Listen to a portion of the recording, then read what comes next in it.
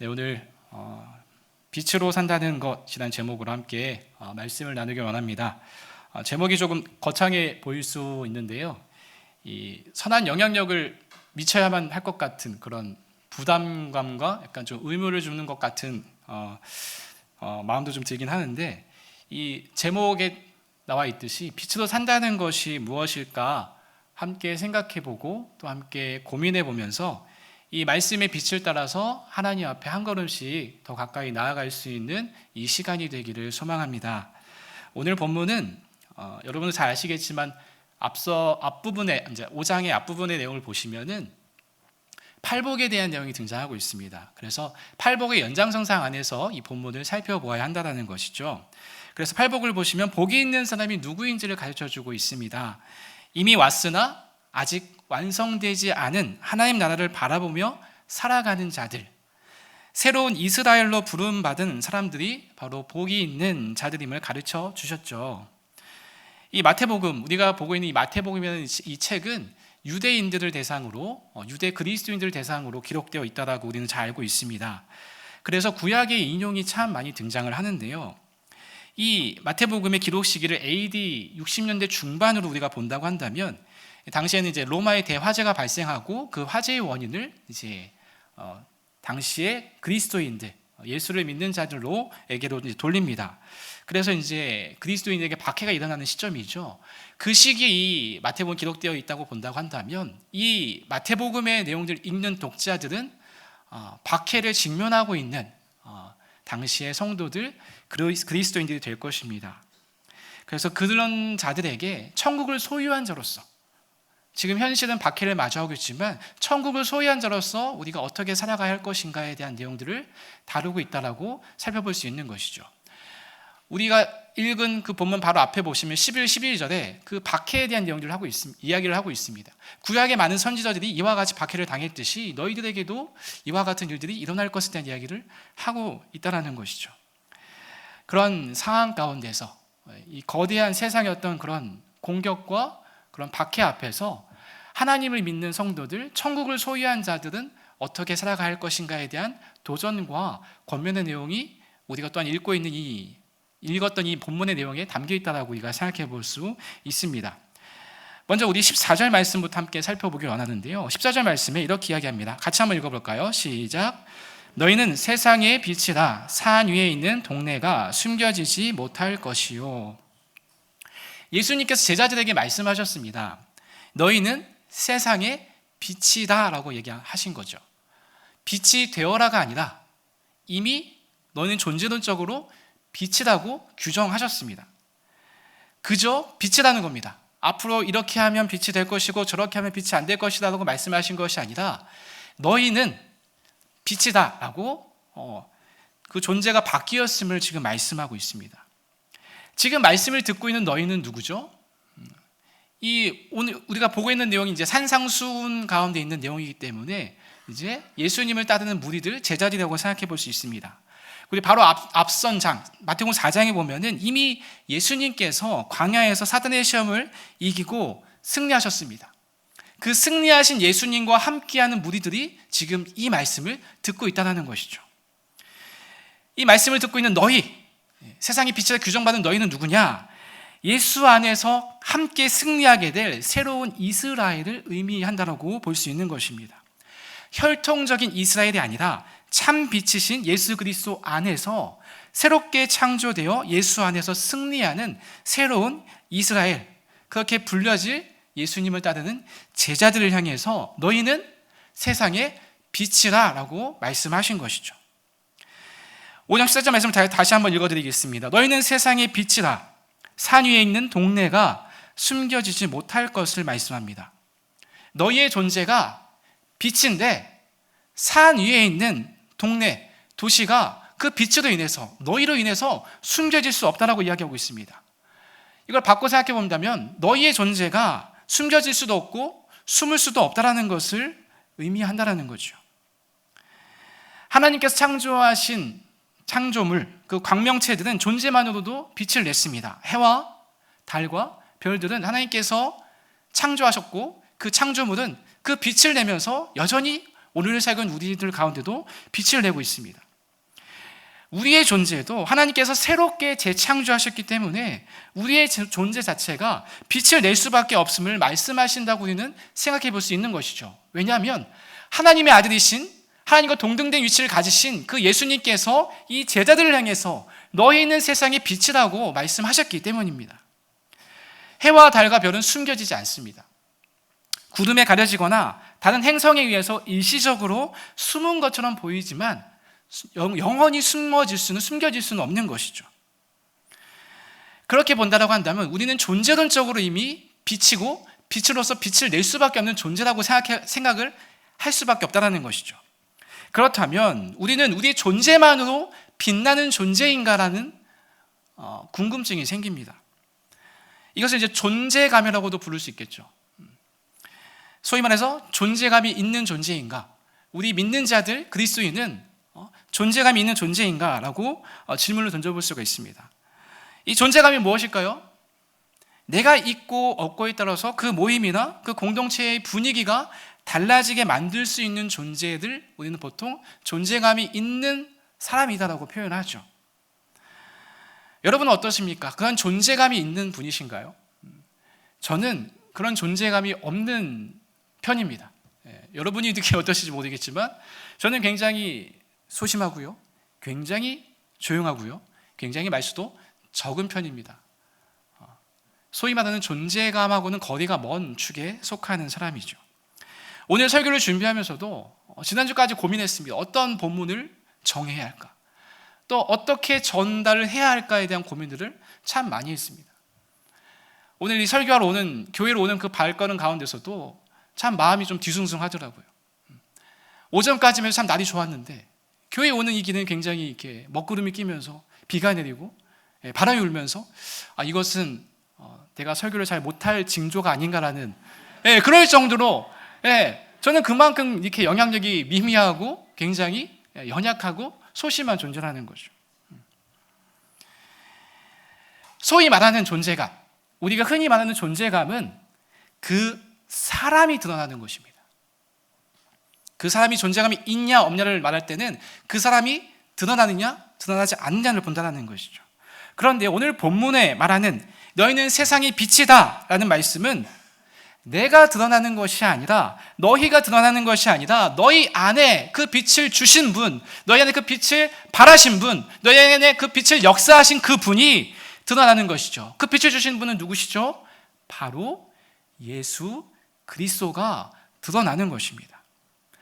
그렇다면 소위 말하는 존재감과는 오늘 본문에서 말하는 너희는 빛이라는 것은 다소 거리가 있다라고 우리는 생각해 볼 수 있다는 것이죠.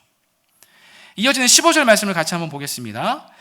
사람이 등불을 켜서 말 아래에 두지 아니하고 등경 위에 두나니 이러므로 집안 모든 사람에게 비치느니라. 사람이 등불을 켜면 그 등불이 어둠을 밝히기 위해서 켠 불이라고 한다면 그 불은 그 공간을 환하게 비출 수 있는 그 곳에 둔다는 것이죠. 바닥에 두기보다는 조금 더 높은 위치에 두어야 집안 구석구석을 밝힐 수 있기 때문에 그 빛을 등경에 둔다, 등잔대 위에 둔다라고 지금 설명하고 있는 것입니다. 그래야 집안 모든 사람에게 그 빛이 비친다는 것이죠. 마찬가지로 어둠을 밝힐 수 있는 곳에 등불을 두듯이 하나님께서 빛으로 부르신 너희를, 빛으로 부르신 자들을 어둠 가운데로, 세상 가운데로 우리를 부르시고 보내신다, 파송하신다는 것입니다. 우리는 먼저 어두운 가운데 존재했던 자들입니다. 에베소 2장의 표현을 빌리자면 허물과 죄로 이미 죽어있던 자들을 하나님께서 우리를 불러주셨죠. 우리는 어두운 가운데 존재했던 자들이었습니다. 그런데 빛이신 그분이 오심으로 인해서 우리가 빛 가운데로 나올 수 있게 되었고요, 이제는 빛의 자녀로 살아갈 수 있는 자가 되었음을 우리는 성경을 통해서 확인하고 확신하고 살아가고 있습니다. 그런데요, 그 하나님께서 우리를 다시 그 어둠 가운데로, 내가 원래 존재했던 그 어둠 가운데 다시 보내신다는 것입니다. 왜요? 빛의 존재는 어둠을 밝히기 위해 존재한다는 것이죠.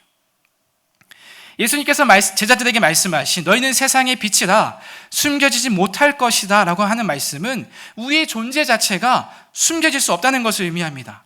세상을 창조하신 하나님께서 광명체를 세상에 두신 것처럼 우리를 빛으로 보이신 하나님께서 우리를 이 어두운 세상 가운데 두셨기 때문에 우리는 존재 자체만으로도 숨겨질 수 없다는 것이죠.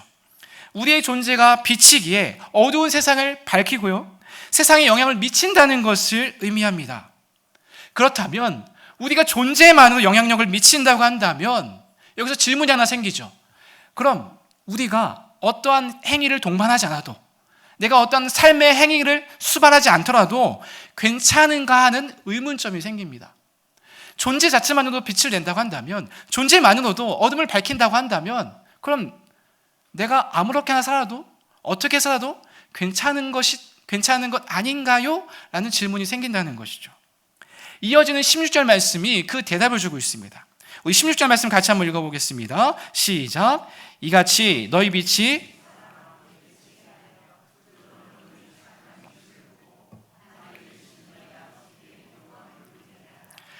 예수님께서 무엇을 말씀하고 계시죠? 너희 빛이 사람 앞에 비치게 하라. 그리고 너희 착한 행실을 보고 하늘에 계신 너희 아버지께 영광을 돌리게 하라라고 이야기하고 있습니다. 아무것도 하지 말라는 것이 아니라 너희 존재는 빛이지만 빛으로서 착한 행실을 보일 것을 명령하고 있습니다. 여기 착한에 사용된 단어의 동의어가 히브리어로 여러분이 잘 알고 있는 토브입니다. 선한, 좋은이라는 의미를 가지고 있죠. 창세기 1장에 보면 하나님께서 세상을 창조하셨을 때 그 창조물을 보시기에 심히 좋았더라 했을 때 그 사용된 단어가 바로 토브입니다. 그렇다면 이 착한 행실은 무엇일까요? 바로 그 하나님께서 보시기에 그 좋은 그 선함을 닮은 모습으로 살아가고 행동하고 그런 것들을 착한 행실이라고 볼 수 있는 것이죠. 마태복음 19장 17절 말씀, 예수님께서 이렇게 말씀하십니다. 선한 분은 오직 한 분밖에 없다라고 말씀합니다. 그 한 분은 바로 하늘에 계신 하나님이시죠. 그러므로 선한 행실이란 우선적으로 하늘의 하나님 아버지를 닮은 사람의 행실이라는 거죠. 하늘의 하나님 아버지를 닮아가는 삶의 모습이라는 것입니다. 하나님 아버지의 뜻을 반영하여 하나님을 사랑하고 이웃을 사랑하는 삶을 살아내고자 하는 그런 사람들의 행실들, 그것이 바로 착한 행실이라는 것이죠. 무엇보다 긍휼히 여기면서 은혜와 거룩을 드러내는 사람의 행실을 말하는 것이죠. 우리는 빛으로 산다는 것을 소위 말해서 이제 선한 영향력을 미쳐야 한다라고 생각하기 쉽습니다. 여러분, 선한 영향력을 미치기 위해서 여러 가지 노력들을 아마 시도해 보셨을 것입니다. 잘 안 되기도 했지만 이것도 해보고 저것도 해보고 해보지는 못해도 머릿속으로 상상과 생각은 많이 해보셨을 것입니다. 이 선한 영향력을 미쳐야 한다는 그 말 자체가 나로 하여금 내가 무언가를 해야 한다, 해야만 하는 것 같은 의무감과 어떤 그 의식을 갖게 만든다는 것이죠. 그래서 자연스레 선한 영향력을 나타내기 위해서 사람들에게 인정받을 만한 자리, 학식이나 명예나 부가 따라오는 자리에 올라가야 사람들에게 선한 영향력을 미칠 수 있다라고 생각하게 된다는 겁니다. 교회 봉사하거나 교회에서 섬길 때도 그런 경향성을 많이 보게 됩니다. 목사님, 제가 좀 직장이 안정적이지 않아서 좀 안정이 되면 제가 섬기겠습니다. 제가 취업이 되면 섬기겠습니다. 제가 결혼을 하면 좀 더 봉사하겠습니다.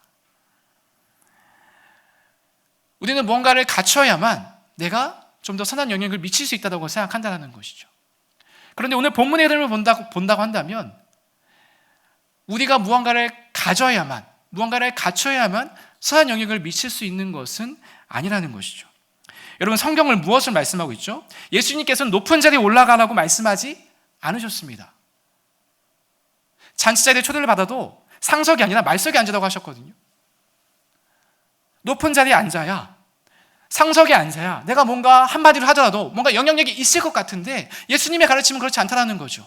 그럼 이것은 무엇을 말씀하죠? 선한 영향력은 어떤 높은 자리, 어떤 지위에 올라가는 것으로 나타나는 것이 아니라는 것이죠. 우리는 그런데 왜 높은 자리에 올라가야만 한다고 생각할까요? 뭔가 안정적이고 뭔가 내가 갖춰야만, 내가 뭔가 가져야만 선한 영향력을 미칠 수 있다고 생각하게 되는 것일까요? 그 생각에 출발점은 어디였을까요? 저 스스로에게 질문을 던졌을 때 그 출발점은 성경이 아니라 주변이었던 것 같습니다. 주변을 보면 나 빼고 다 잘 사는 것 같거든요. 나 빼고 다 훌륭하게 살고 있고요, 잘 먹고 잘 지내고 자녀도 잘 키우는 것 같고요, 좋은 학교 보내는 것 같고 좋은데 시집장가 다 보내는 것 같거든요. 비교하니까 나는 굉장히 초라해 보이는 내 자신을 발견하게 되는 것이죠. 그러니까 나는 영향력이 없는 존재라고 생각하게 되는 것입니다. 저를 보니까 그렇더라고요. 근데 성경은 그렇게 말씀하지 않잖아요. 너희는 세상에 비치고 그 어두운 세상 가운데 우리를 보냈는데 우리가 오히려 그 어두움의 영향을 받아서 점점 빛을 잃어가고 있는 것처럼 보여진다는 거죠. 우리는 수많은 간증들을 들어왔습니다. 저도 모태신앙이기 때문에 여러 간증들을 많이 들었고요. 그리고 저희 부모님이 여의도 순복음교회 출신이시다 보니까 매 주일마다 교회 갔다 오시면 이런 간증 저런 간증 참 많이 들려주셨습니다. 이렇게 했더니 성공했다더라, 이렇게 했더니 복을 받았다더라. 그런데요, 저는 그런 성공했던 간증 얘기보다는 오히려 실패했던 이야기들이 더 많이 와닿더라고요. 그 실패 이야기를 들으면서 아, 나만 그런 게 아니구나, 아, 나만 실패하는 게 아니구나, 나만 못 사는 게 아니구나, 그러면서 오히려 위로가 되더라고요. 성경 곳곳을 보면은 성공 스토리보다는 실패 스토리가 더 많습니다. 왜 성경은 성공의 이야기만 다루고 있지 않고 실패의 이야기, 실패한 인물들, 실패한 역사를 그렇게 많이 기록하고 있을까요?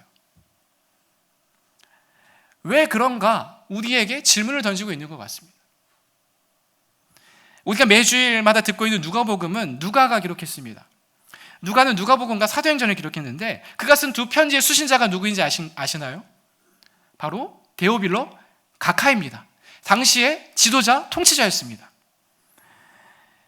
왜 누가가 그에게 썼을까요? 당시 예수를 따르는 무리들에 대한 오해들을 변호한 뿐만 아니라 복음에 대해서 전하기 위함이었죠. 복음이라는 것은 가난한 자, 병든 자, 이런 사람들에겐 필요한 것이 아니라 높은 지위에 있는 자, 또 세상에서 영향을 미치고 있는 자들에게도 필요하다는 것을 그 누가를 통해서 우리에게 보여주고 있는 것 같습니다. 또한 바울이 쓴 편지를 여러분 곰곰이 한번 생각해 보시기 바랍니다. 바울이 쓴 편지는 복음을 담고 있죠. 누구에게 쓰여졌을까요? 교회들에게 쓰여졌습니다. 믿는 신자들에 향해서 쓰여졌다는 거예요. 우리가 듣는 말씀들, 우리가 전하고 우리가 믿고 들었던 그 복음의 메시지는 믿지 않는 자들에게만 필요한 것이 아니라 여전히 오늘을 살고 있는 하나님을 믿는 백성들, 하나님에 따르며 살고자 하는 그런 성도들에게 필요한 메시지임을 우리에게 보여주고자 하는 것이죠. 복음의 영역이 세상 곳곳에 높은 자리나 낮은 자리나 세상 곳곳에 필요한 것처럼 세상의 빛으로 부름받은 우리도 우리가 존재할 영역은 교회만이 아니라 세상 곳곳에 흩어져서 세상 곳곳에 파송받아서 그 영역의 어두운 것을 밝게 환하게 비추는 것, 그것을 위해서 우리를 부르시고 보내시는 것 아니겠습니까? 우리의 존재 이유가 무엇입니까? 웨스트민스터 소요리문답 1문 1답 우리가 잘 알고 있죠. 삶의 제일 되는 목적, 우리 존재하는 이유가 무엇입니까? 하나님을 영화롭게 하고 그의 이름을 영원토록 즐거워하는 것이죠. 우리의 존재 이유는 내가 드러나고 내가 높아지는 것이 아닙니다. 소위 말하는 세상 사람들이 말하는 세상에 영향력을 미치고 높은 자리를 차지해서 내가 이런 사람이요 라는 것을 드러내는 것이 아니라 나의 어떠한가 상관없이 예수님을 따라 그 빛을 드러내기 위해 살아가고 살아내는 것, 나를 보내신 곳이 드러나는 곳이 아니라 할지라도 그 영역에서 한 줄기 빛이 되어 단 하나의 촛불이 되어서라도 활활 타오르며 그 빛을 보고 하나님 아버지께 영광을 돌리게 하는 것, 그것을 위해서 저 여러분을 부르시고 보내신다는 것이죠. 우리의 존재 이유가 내가 높아지고 내가 드러나는 것이 아님을 마태복음 6장 1절에서도 우리는 살펴볼 수 있습니다. 거기서 무엇을 얘기하냐면 이렇게 얘기합니다. 사람에게 보이려고 그들 앞에서 너희 의를 행하지 않도록 주의하라 라고 얘기합니다. 우리가 착한 행실을 행해야 된다고 주님께서 말씀하셨죠. 그런데 마태복음 6장에서는 사람에게 보이려고 그들 앞에서 그것을 행하지 말라라고 얘기합니다. 그것은 뭘까요? 우리가 착한 행실을 행하는 것이 누군가에게 보이기 위해서, 보여주기 위해서, 나를 드러내기 위해서 하는 것이 아니라는 것이죠. 우리가 살아가는 삶은 누군가에게 보여주고 보이기 위함이 아니라 하나님의 뜻을 따라서 내딛는 그 한 걸음 한 걸음이 그들에게 보여지기 마련이라는 겁니다. 왜요? 왜 그럴까요? 우리의 존재 자체가 빛이기 때문입니다. 우리 특성 자체가 빛이기 때문에 어두움이 가려질 수 없어요. 숨을 수 없다는 겁니다. 빛으로 부르신 하나님께서 우리를 숨겨질 수 없는 그 세상, 아직 어두움이 가득한 그 세상 가운데 우리를 두셨기 때문입니다. 우리가 살아갈 영역이 단지 이 교회만이 아니라, 내 교회만이 아니라, 대구 지역만이 아니라, 여러분이 날마다 살아가고 있는 그 일상의 자리, 그 삶의 영역으로 저 여러분을 매일마다 보내고 또 파송하시고, 단지 보내실 뿐만 아니라 여러분과 함께 하시고, 여러분을 격려하시고, 여러분을 위로하시고, 다시 이렇게 세우셔서 살아가고 살아내게 하시는 분이 바로 여러분 가운데, 우리 가운데 함께 존재하고 계시기 때문입니다. 여러분, 착한 행실은 사람들에게 인정받는 행위라고 보기보다는 하나님께서 인정하는 그 행위들을 통해서, 나의 그 행위들을 통해서 우리가 보여주기 위한 것이 아니라 우리 행위를 보고 내 안에 있는 하나님을 바라볼 수 있게 하는 것, 그것이 바로 착한 행실이라는 것이죠. 이 땅에서 시작된 하나님 나라 백성의 삶을 살아가고 살아내는 것입니다. 누가복음 3장에 보면은 세 부류의 삶이 등장합니다. 세례 요한이 회개세를 전파했었을 때 무리들이 막 몰려왔습니다. 그때에 회개에 합당한 열매를 내라라고 하면서 그 이야기를 듣고 세 무리가 그런즉 우리가 그럼 무엇을 어떻게 해야 합니까? 라고 질문을 던졌을 때에 각각의 무리들에게 이렇게 이야기합니다. 무리들에게는 옷 두 벌 있는 자는 옷 없는 자에게 나누어 줄 것을 얘기합니다. 군인에게는 강탈하거나 거짓 고발하지 말 것을 얘기하고 받는 급료에 받는 것을 족하게 생각하라고 이야기합니다. 또한 세리에게는 부과된 것 외에는 거두지 않는 것을 말씀하고 있는 것이죠. 이것은 무엇을 말씀하고 있습니까? 우리 모두가 똑같은 역할, 똑같은 일을 해야 한다는 것이 아니라 무리는 무리대로, 군인은 군인대로, 세리는 세리대로 각자가 존재하는 그 영역이 다를 뿐 내가 존재하는 그 영역에서 착한 행실을 행할 것을 요청하고 있는 것이죠. 그렇다면 우리가 세상의 높은 자리를 차지하고 명예로운 자리에 올라가야만 하는 것이 소위 말하는 선한 영향력을 미치는 것이 아니라는 것을 우리는 확인할 수 있는 것이죠. 세상의 많은 사람들은 자신의 왕국을 세우고자 합니다. 우리는 자신의 왕국을 세우기 위해 부름받은 존재가 아니죠. 하나님의 나라를 온전히 세우기 위해 부름받은 일꾼들이죠. 우리의 삶이 이 세상에서 중요하다는 것을 알려주고 있습니다. 나를 부르시고 나를 보내신 그 영역에서의 나의 모습, 나의 행위, 나의 삶이 가치가 있다는 것입니다. 내가 보기에는 하찮게 여길지 모르겠습니다. 내가 느끼기에는 남들에 비해서 너무나 초라하고 보잘것없는 것처럼 느껴질지 모르겠어요. 그런데요, 하나님 보시기에는 전혀 그렇지 않다라는 겁니다. 누군가에게는 사람들에게 잘 노출되는 그 자리, 빛나는 자리에 세워지는 사람도 있을 수 있고요, 누군가는 잘 드러나지 않는 자리, 그런 자리로 보내지는 분들도 있으실 겁니다. 우리는 세상을 변화시키기 위해 존재하는 것이 아니라 변화된 존재로 살아가는 것이 우리를 부르시고 보내신 목적이라는 것이죠. 우리는 무결점의 삶을 살 수 없는 존재입니다. 그렇게 살아가기를 바라지도 않으시죠. 하나님은. 우리는 그저 빛의 자녀로, 빛의 아들들로 존재할 것을 명령하고 계신 것입니다. 우리가 잘 알고 있는 야곱 어떻습니까? 야곱은 선한 영향력을 미친 사람이었을까요? 형도 속였고요, 아버지도 속였고요. 아버지를 속일 때 하나님께 저주를 받을까 두려워했을 때 그 어머니 리브가가 그 저주를 나에게 돌리라고 얘기합니다. 보통의 자녀라고 한다면 어머니 그럴 수 없습니다. 저주를 어떻게 어머니가 받습니까? 할 텐데 야곱은 그 어머니의 말에 동의합니다. 그래서 아버지를 속여요. 그리고 나중에 34장에 가면은 자신의 딸 디나가 강간을 당합니다. 그런데 그때 아무런 조치를 취하지 않아요. 자신이 여태까지 이뤄놓은 것이 다 무너져 내릴까 봐, 그 주변 부족들로부터 공격을 받을까 봐, 내가 쌓아놓은 것이 다 무너져 내릴까 봐 주저했던 인물이 바로 야곱이었습니다. 야곱은 선한 영향을 미친 사람이었을까요? 그런데 왜 성경은 그 야곱의 이야기를 그렇게 많은 분량을 할애해서 기록하고 있을까요? 왜 하나님께서 그 야곱에게 베델에서 나타나셔서 그런 약속들을 허락하시는 것일까요? 출애굽기 7장 1절 말씀을 같이 한번 읽어보겠습니다. 시작. 여호와께서 모세에게 이르시되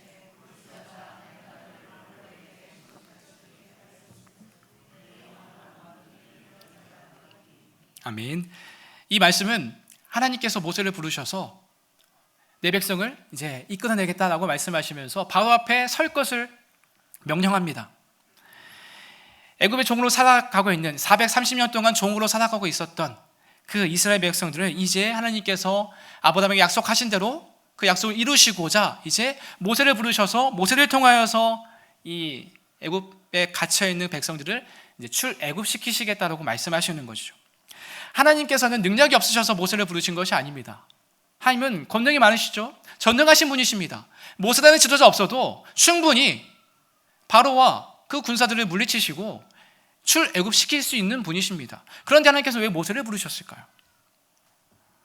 하나님 모세라는 인물을 부르셔서 그를 바로 앞에 세우십니다. 그것이 하나님의 뜻이, 하나님의 의지를 나타내시는 것이죠. 바로에게 신같이 되게 하시겠다는 것, 이것은 바로가 모세를 대할 때 하나님을 대하도록 만드시겠다는 것입니다. 모세라는 인물이 바로 앞에 서는 것은 바로가 모세를 마주하는 것이 아니라 모세와 함께하고 계신 그 하나님을 마주하게끔 하기 위해서 그 모세를 세우셨다는 것입니다. 이것을 우리 가운데로 가지고 온다면 어떻게 될까요? 우리가 그 어두운 세상 가운데 사람들 앞에 빛으로 서는 것은, 그들이 우리를 보는 것은 누구를 보는 것일까요? 바로 내 안에 있는 하나님을 마주하게 하는 것이라는 겁니다. 우리가 사람들 앞에 서는 것은 그들이 우리를 보는 것이 아니라 우리에게 있는 그 빛을 마주하게 하는 것이라는 거죠. 그것은 그들로 하여금 나를 비추는 것이 아니라 그리스도를 비추게 한다는 것입니다.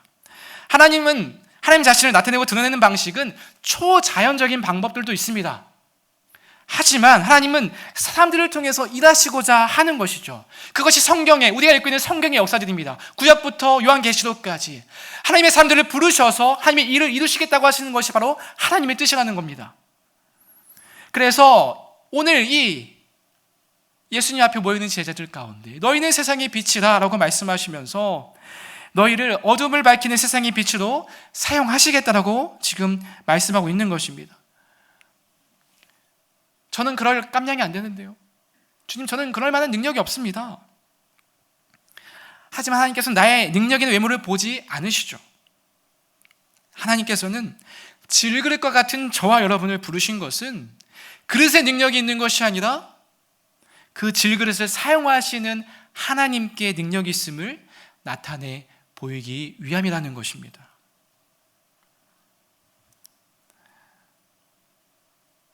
사랑하는 우리 내일교회 성도 여러분, 하나님 앞에 서기에 많이 부족하고 또 부끄럽고 연약하다라고 생각하는 분들이 많이 계시지 않을까 생각됩니다.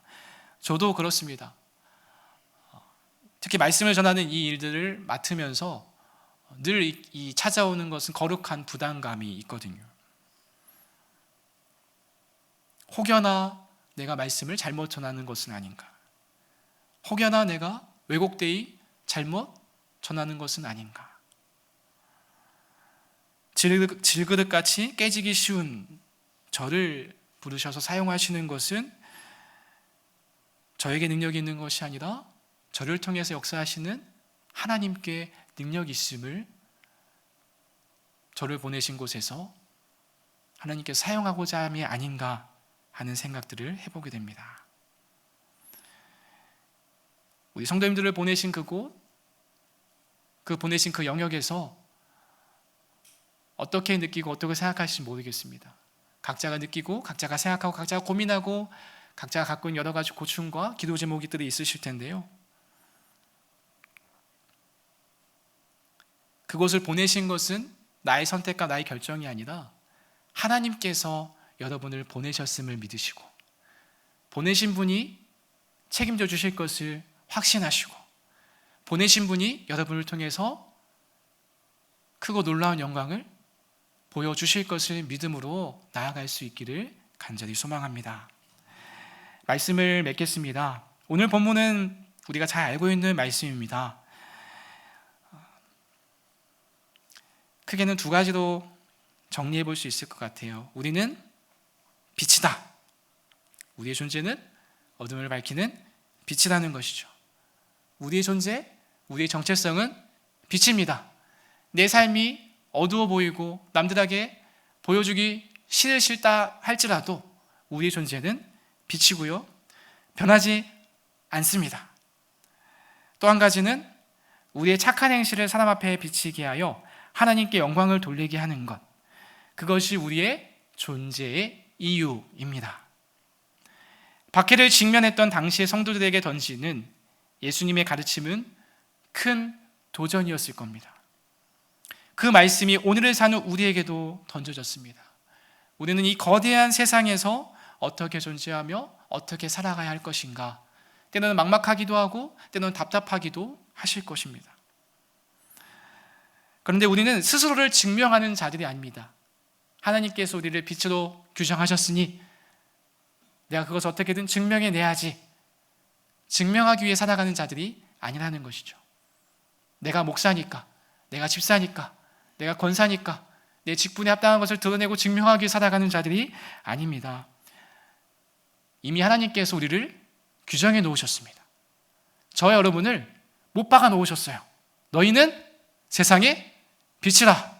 누가 너희를 뭐라 하든 너희는 여전히 영원히 빛으로 살아갈 존재라는 것이죠. 왜 그럴까요? 하나님께서 말씀하신 것은 1.1핵도 떨어지지 않고 다 이루어집니다. 그리고 하나님은 영원히 존재하시죠. 영원히 존재하시는 분께서 규정하신 그것은 우리도 영원히 세상의 빛으로 살아가게 하신다는 것입니다. 하나님께서 규정한 빛이기에 우리는 없어지거나 사라지지 않습니다.